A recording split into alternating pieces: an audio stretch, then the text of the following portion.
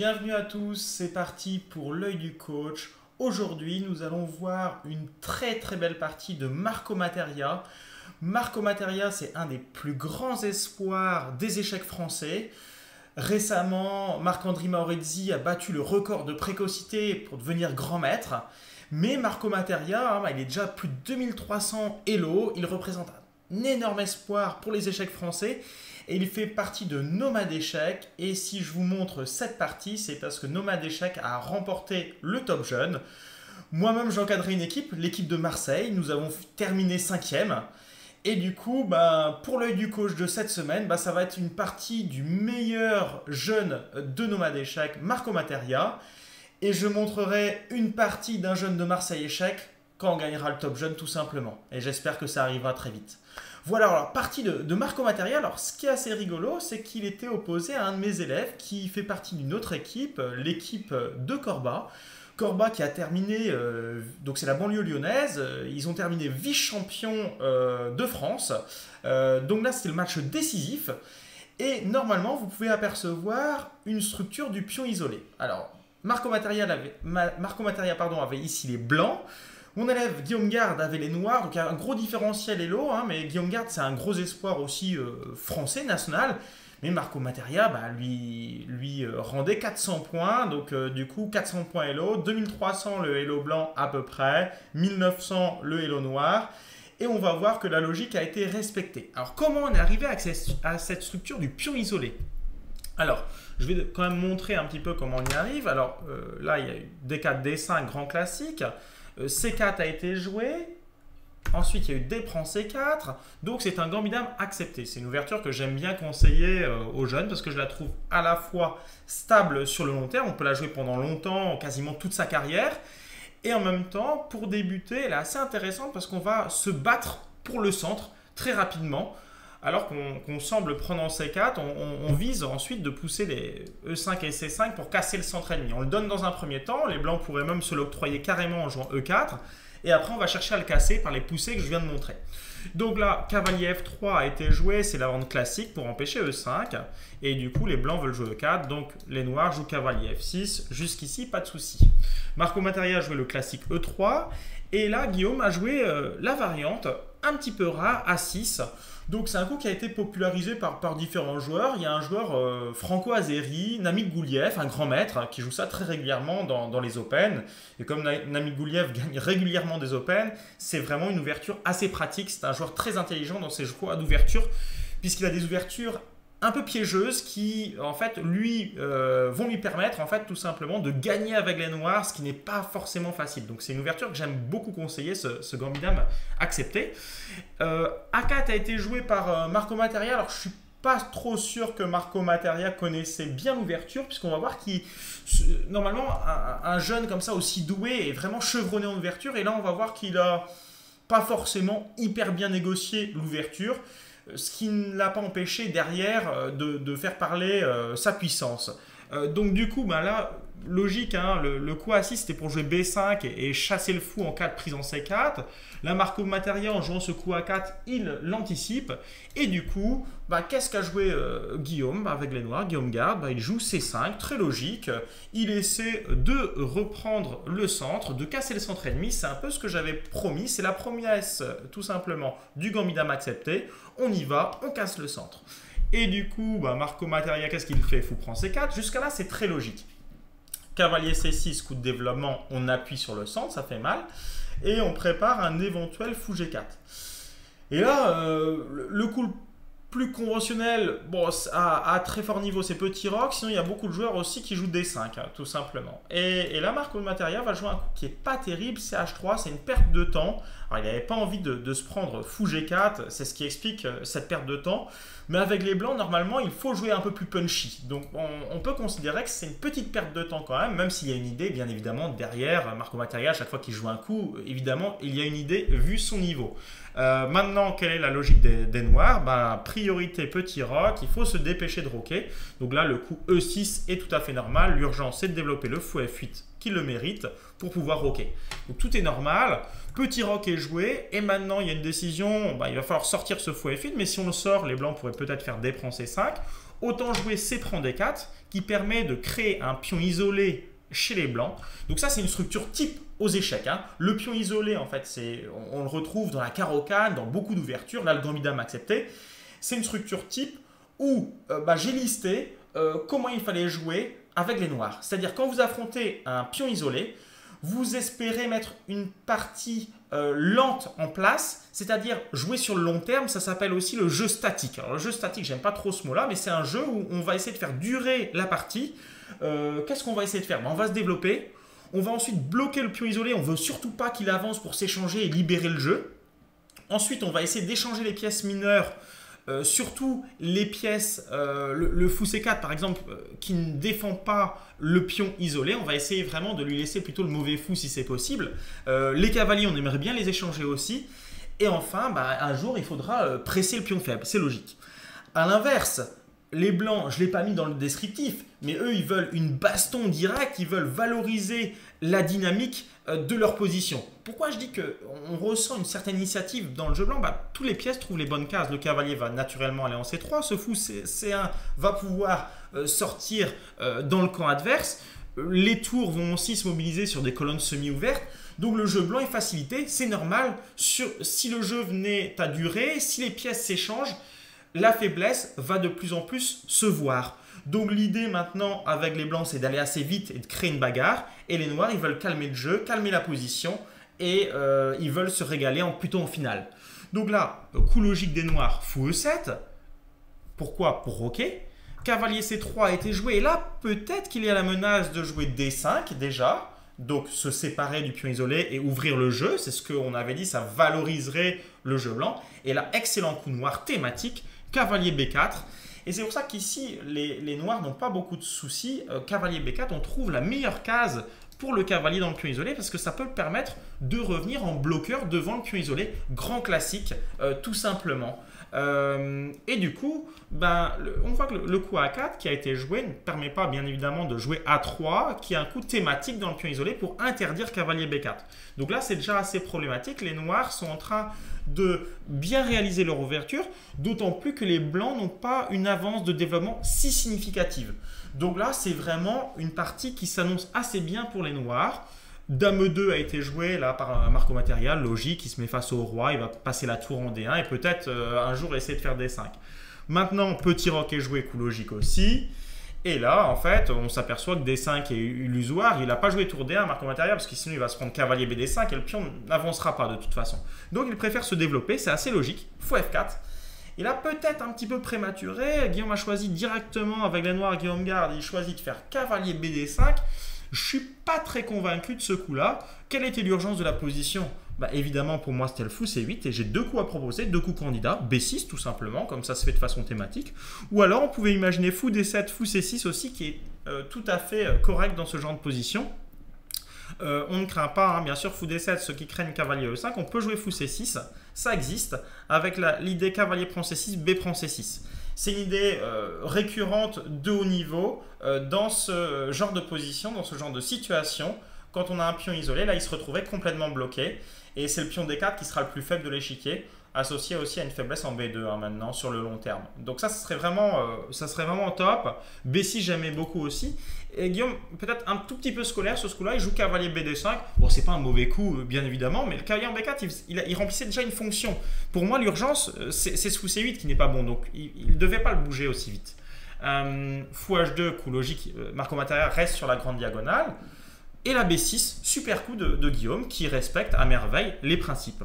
Tour FD1, on voit que c'est assez mécanique des deux côtés. Les deux joueurs essaient tout le temps d'améliorer leurs pièces. Si vous ne savez pas quoi faire dans une position plate classique, améliorez vos pièces, c'est la base. Donc là, ils font vivre les deux jeunes hommes leurs pièces. Fou B7, pour moi archi logique, le fou trouve la grande diagonale bien évidemment. Et du coup, D5 est maintenant illusoire. Donc ça, c'est une position qui est légèrement favorable pour moi, pour les noirs sur le long terme. Et les blancs, ils n'avaient pas assez ici bien développé leurs pièces pour que ça fasse mal. Là, ils nous font pas mal à l'adversaire. Pourtant, la partie va complètement changer de visage à partir de ce moment-là. Cavalier E5, Marco Material, bravo, il améliore toutes ses pièces, il met son cavalier en E5, c'est très logique. Et là, bon, il y avait déjà une opportunité. Guillaume Garde a choisi fou B4, que j'aime assez. Mais il y avait une opportunité de chambouler la structure de pion et de commencer à être violent. Cavalier prend C3, pour moi, était vraiment très rigolo. B prend C3, on arrive sur une structure de pion pendant. Et là, après, on peut faire tour C8 avec une grosse pression et des idées de cavalier D5. Là, les noirs semblent prendre déjà l'initiative. Voilà une première proposition. Je ne déteste pas du tout le coup de Guillaume qui a été joué, c'est-à-dire fou B4. Fou B4, hyper intéressant, ça met de la pression sur l'adversaire, pourquoi pas. Tour AC1, bon, logique, hein, il défend bien évidemment le cavalier C3, Marco Materia. Et dame E7, les noirs essaient d'améliorer leurs pièces et lient les tours, grand classique aux échecs bien évidemment, pour mettre les tours là où ça se passe, c'est-à-dire sur les colonnes semi-ouvertes ou ouvertes. Fou D3. Donc Marco Materia replace sa pièce pour aller vers le roi plutôt, puisque de toute façon le fou C4 ne sert à rien ici, il bute sur le cavalier D5 et on ne va pas donner les fous. Hein. On évite aux échecs dans les positions ouvertes de donner ses fous, ça vaut un peu plus que les cavaliers. Et là, début des ennuis. Incroyable dans cette position. Alors pour moi, Guillaume Garde aurait dû jouer tour FD8, super coup. Je comprends pas trop. J'espère que bon, j'aurai l'occasion d'analyser avec Guillaume cette partie et du coup cette position. Et là, tour FD8, c'est le coup qu'on a envie de jouer en quelques secondes. Et il a choisi un coup un peu aberrant visuellement. Il a mis la tour F en C8. Alors, il met la tour F en C8 parce qu'il ne peut pas jouer la tour A en C8 puisque son pion A6 est en l'air. Donc, c'est pour ça qu'il ne l'a pas fait. Maintenant, le coup logique, c'est tour FD8, bien évidemment. Comme ça, à un moment, peut-être que l'autre tour pourra venir en C8. Il ne fait pas ça. Et là, Marco Materia va tout de suite profiter de ce tour FC8. Petite combinette, il fait cavalier prend D5 et il menace la dame. Guillaume Garde reprend tout simplement avec cavalier prend D5. Et là, petite astuce de Marco Materia, tour prend C8. Bien évidemment, son astuce, c'est sur tour prend C8, il y a fou prend A6. Donc je me retrouve obligé, alors même si l'ordinateur, hein, j'ai analysé cette partie avec l'ordinateur, apparemment il y avait des compensations, mais humainement parlant, on n'a pas envie de donner ce pion A6. Donc Guillaume a joué fou prend C8 et il s'est pris cavalier C6. C'est une fourchette qui n'a pas de dommage extrême au niveau du matériel, quoique il va perdre sa paire de fou. C'est déjà un petit problème, mais ça déséquilibre complètement les pièces d'un coup et en plus je lâche ma paire de fou. Donc cette petite combinette d'échange favorable, ben, ça va avoir un impact colossal sur la partie. Cavalier C6, c'est le début des ennuis. Et là, bien évidemment, sous pression, ben, Guillaume qui avait fait une partie tout à fait correcte, à part ce coup un peu bizarre, tour FC8, ben là il va craquer complètement dans cette position. Pour moi, il fallait jouer dame F8. C'est le seul coup, c'est naturel pour que la dame garde le lien sur le fou. Et en cas de cavalier prend B4, je prends avec ma dame qui devient active et mon cavalier reste sur sa case de bloqueur. Il va commettre l'irréparable ici, Guillaume. Il va jouer dame B7. Déjà, naturellement, ça pique les yeux ce coup. Pourquoi? Parce que le fou C8 est bloqué. Donc, je n'aime pas du tout. C'est pas naturel comme coup. Et normalement, mettez vos pièces sur les cases naturelles et après, les pièces vont parler, vont vous aider normalement. Là, le coup est bizarre. Du coup, ben, la sanction va être immédiate. Marco Materia, qu'est-ce qu'il a fait ici? Il a piqué le matériel. Ok, donc ça c'est normal, il pique le fou et il fait un coup gratuit, il prend l'initiative. Regardez, là il y a eu des échanges de pièces, hein, donc ça c'est plutôt favorable aux noirs, mais il ne faut pas exagérer, les pièces noires restantes sont tellement moches que là même avec le pion isolé, même avec le peu de pièces qu'il reste, ben, les blancs vont réussir à mettre une pression colossale sur les noirs. Et à partir de ce moment-là, Guillaume ne verra plus le jour. Alors pourquoi fou E4 c'est très fort? Déjà c'est gratuit. Et en plus, cavalier D5 est forcé. Maintenant, la tour va pouvoir venir à la fête. En fait, ici, toutes les pièces vont circuler. Voilà. En fait, toutes les pièces des blancs vont ici faire une avalanche sur le roi blanc. C'est ce qu'on appelle prendre l'initiative. Je parle souvent dans mes vidéos des coups piquants. Prendre l'initiative, c'est ça. Mettre des claques à l'adversaire sans qu'il puisse réagir. Comme ça, ben, les mauvaises pièces noires vont rester tout simplement mauvaises. Et là, c'est parti. Dame H5 de Marco Materia, coup hyper intelligent. Bien évidemment, Guillaume ici ne peut pas vraiment faire G6 parce qu'après, les cases noires vont être trop affaiblies. Il y aura Dame H6, fou E5. C'est un gruyère sur case noire. Donc, il choisit le coup raisonnable H6. Et là, Marco Materia, qu'est-ce qu'il fait? Ben, maintenant, il amène toutes ses pièces à l'attaque. Et là, c'est magnifique. Fou E5. Il ramène du monde à la fête. Alors Guillaume, tant bien que mal, il voit qu'il est cloué, qu'il doit recycler ce fou. Donc il fait dame D7 pour ramener sa dame en défense. Il veut consolider, peut-être ramener sa tour un jour. Mais bon, de toute façon, maintenant c'est perdu. Pourquoi? Parce que la tour arrive en D3. Et là, on voit que la tour arrive ici en G3 après et ça commence à être le casse-tête. Et regardez la conclusion extraordinaire. Guillaume anticipe tout ça, j'ai envie de dire presque intelligemment, en faisant F6. Le problème, c'est que ça fait des trous dans sa position. Et là, Marco Matteria va l'exécuter. Il a un surnombre avec ses pièces à l'aile roi. Et du coup, il lâche en fou E5 avec tour G3. Qu'est-ce qu'il a vu? Superbe combinaison. Qu'est-ce qu'il a vu après F prend E5? Alors là, vous pouvez déjà regarder, analyser cette position dans votre tête pour voir qu'est-ce qu'il a vu après F prend E5. Ça, c'est un joli calcul d'un jeune surdoué du calcul, je dirais. Du coup, là, c'est intéressant pour vous de comprendre. Donc, n'hésitez pas à mettre pause sur la vidéo. Hop, on prend son temps, on calcule. Et là, regardez, F prend E5. Maintenant, je vous fais découvrir le pot de rose. Bah, tout simplement, il prend H6. Et là, il a 3 pièces sur le roi. Et il y a une exécution, en fait, tout simplement. La dame, elle est en 7e rangée. Elle est mal placée. Pourquoi? Parce que là, les blancs, ils menacent dame H7. Sur roi F7, tout le monde voit tour prend G7 sur la 7e. En filade, je gagne la dame. Et roi F8, ça change rien parce que je vais jouer dame H8. Donc, si je vais en F8 avec le roi, il y a dame H8 comme je l'ai dit. Le roi va monter en 7e. En 7e, comme ça, c'est mieux. Et il y aura toujours ce tour prend G7 hein, sur la 7e rangée. Donc, ça ne va absolument pas. Du coup, après dame prend H6, la position est tout simplement perdue. Et regardez la belle exécution, le finish en beauté. Voilà, fou B7, dame H7, roi F8, comme je l'annonçais, dame H8, mais il fallait l'avoir calculé avant, ce que Marco Matteria avait fait. Roi E7, tour prend G7. Là, bien évidemment, roi D6 perd en un coup après tour prend D7. Et là, bon, ça va être complètement foutu au niveau matériel. Et du coup, Guillaume Garde a choisi la mort rapide avec roi F6, ce qui permet à Marco Matteria de réaliser un très joli mat avec dame H6, échec et mat.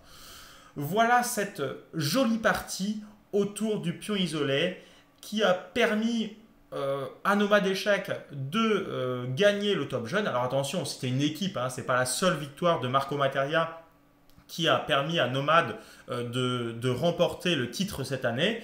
C'est l'ensemble de l'équipe et l'ensemble, bien évidemment, de leur victoire.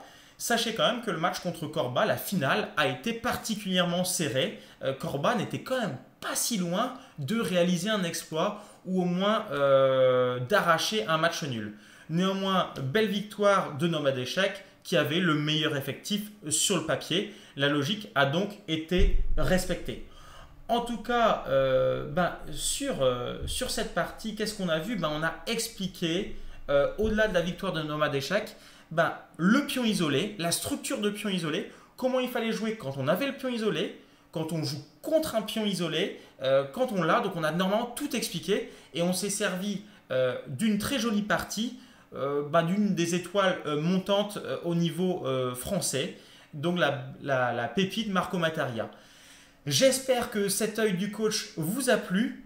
N'hésitez pas, comme d'habitude, à liker, je vous demande ça à chaque fois en fin de vidéo, à vous abonner à la chaîne.